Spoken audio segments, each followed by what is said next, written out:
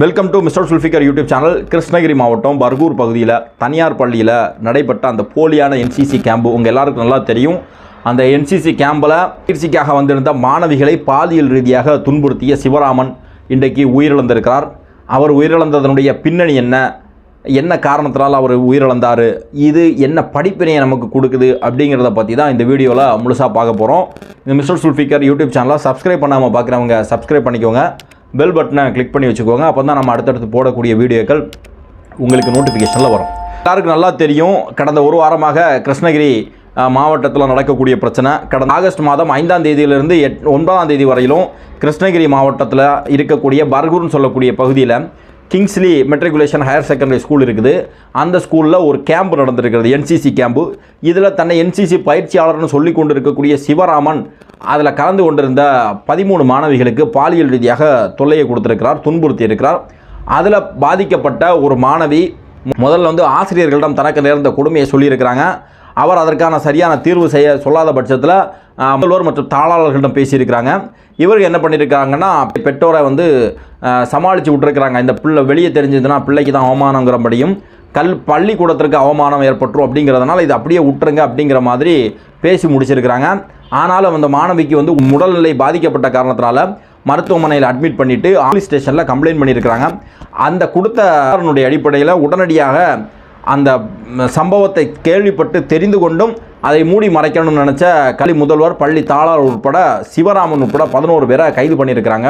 கோயம்புத்தூரில் பதுங்கியிருந்த சிவராமனை கைது செய்யக்கூடிய போகிற நேரத்தில் காவலர்களை பார்த்ததும் பயந்து ஓடும்போது கால் இடறி விழுந்து கால் ஒடிஞ்சிருக்கிறது.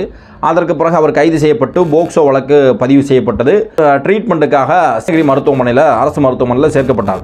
ஸோ இந்த நிலையில் தான் இன்றைக்கி காலையில் ஒரு செய்தி வருது, சிவராமன் உயிரிழந்து விட்டார் அப்படின்ட்டு. சிவராமன் மட்டும் இல்லை, சிவராமனுடைய தந்தையும் பார்த்திங்கன்னா ஒரே நாளில் இந்த மகன் இந்த மாதிரி தவறு செஞ்ச காரணத்தினால அதனுடைய மன வருத்தம் பொறுக்காமல் அதிகமாக குடித்துட்டு பைக்கில் போய் கீழே விழுந்து அடிபட்டு இறந்துட்டார் அப்படிங்கிற தகவல் நமக்கு கேள்விப்பட்டோம். ஸோ இதனுடைய பின்னணி என்ன அப்படின்னு சொல்லி பார்க்கும்போது காவல்துறை ஒரு விளக்கம் கொடுக்குறாங்க. என்னென்னா, கடந்த மாதமே தன்னுடைய மனைவியிடம் சண்டை போட்டுட்டு எலி பேஸ்ட்டு சாப்பிட்ருக்கிறான்.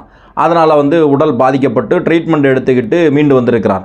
அதற்கு பிறகு என்ன பண்ணியிருக்காங்கன்னா, இவன் கைது செய்யப்படுவதற்கு முத நாள், அதாவது இந்த குற்றச்சாட்டில் ஈடுபட்டு நம்ம மாட்டிக்கிட்டோன்னு தெரிஞ்சதுக்கப்புறம் எப்படியும் கைது செய்யப்பட்டுருவோன்னு தெரிஞ்ச உடனே மீண்டும் எலி பேஸ்ட்டை சாப்பிட்ருக்கிறான். ஸோ சாப்பிட்டதுக்கு மறுநாள் தான் காவல்துறை கைது செய்து அவனை கால் ஒடிஞ்சதற்காக ட்ரீட்மெண்ட்டில் இருக்கும்போது தான் எலி பேஸ்ட்டை சாப்பிட்ருக்கிறது தெரியுது. ஸோ அதற்கு பிறகு ரொம்ப சீரியஸாக இருந்த காரணத்தினால சேலம் அரசு மருத்துவமனையில் அவனை கொண்டு போயிருக்கிறாங்க. அங்கே சிகிச்சை பலன் இல்லாமல் இன்றைக்கி இறந்துருக்கிறாங்க அப்படிங்கிறதான் காவல்துறை கொடுக்கக்கூடிய தகவல். ஸோ இந்த கேப்பில் என்னென்னு பார்த்தீங்கன்னா, இன்னொரு மாணவிக்கும் கடந்த மாதம் இவன் பாலியல் ரீதியாக அந்த மாணவியை துன்புறுத்தி இருக்கிறான்னு சொல்லி அவருடைய பெற்றோர்களும் கம்ப்ளைண்ட் பண்ணியிருக்கிறாங்க.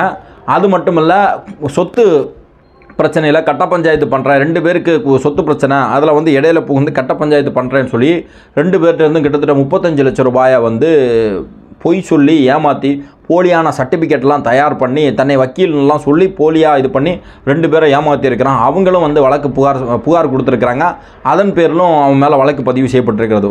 இப்படிப்பட்ட சூழலில் இன்றைக்கி சிவராமன் உயிரிழந்து விட்டார்.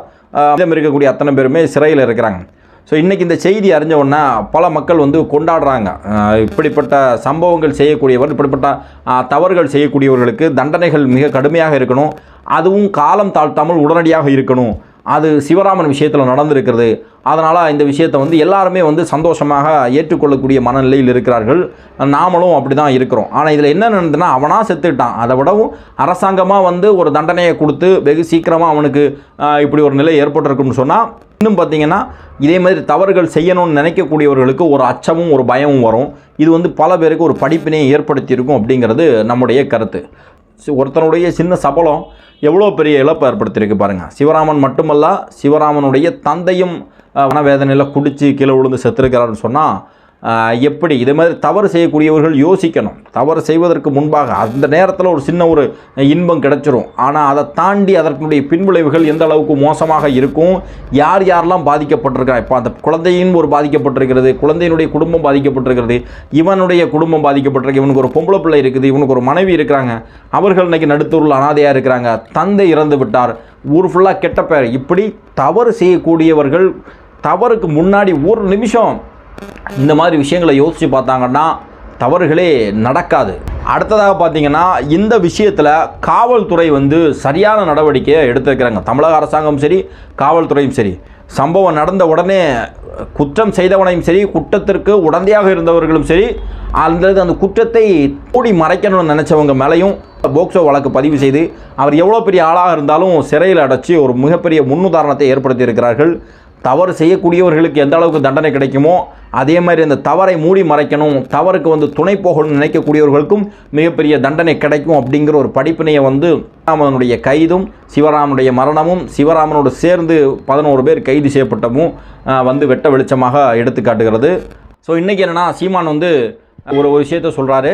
அவர் வந்து குற்ற உணர்வு தவறு செஞ்ச பிறகு குற்ற உணர்வில் அவருக்கு கடிதம் எழுதினதாகவும் அந்த கவரில் நான் குற்றம் செஞ்சுட்டேன் என்னை மன்னிச்சிடுங்கன்னு சொல்லி சொன்னதாகவும் இந்த காவல்துறைக்கு நாம் தமிழர் கட்சியை சேர்ந்தவர்கள் தான் உதவி செய்து அவர் இருக்கக்கூடிய இடத்த காட்டி கொடுத்ததாகவும் சொல்கிறார். இது எந்த அளவிற்கு உண்மை அப்படின்னு தெரியல. ஏன் அப்படின்னா இன்றைக்கி இருக்கக்கூடிய டிஜிட்டல் வேர்ல்டு, மெசேஜ் அனுப்பக்கூடிய வேர்ல்டு, வாட்ஸ்அப்பில் மெசேஜ் அனுப்பக்கூடிய வேர்ல்டு, இந்த நேரத்தில் இவன் இப்படிப்பட்ட ஒரு குற்றத்தை செஞ்சுட்டு காவல்துறைக்கு பயந்து ஓடி ஒழியக்கூடிய நேரத்தில் சீமானுக்கு கடிதம் எழுதிட்டு இருந்தாரா அப்படிங்கிறது சந்தேகமாக இருக்குது. என்னதான் இருந்தாலும் அவர் ஒரு வாக்குமூலம் கொடுத்துருக்கிறாரு. இது ஒரு குற்றம் அப்படிங்கிற அடிப்படையில் இந்த சீமானிடம் கொடுக்கப்பட்ட அனுப்பிய அந்த கடிதமும் வந்து கோர்ட்டில் சப்மிட் பண்ண வேண்டி வரும் அப்படின்னு சொல்லி இப்போ நிறைய பேர் சொல்கிறாங்க. அது எப்படி நடக்குது அப்படிங்கிறத பார்ப்போம். ஸோ இந்த வீடியோ சம்பந்தமாக உங்களுடைய மேலான கருத்துக்களை பதிவு செய்யுங்கள். நன்றி.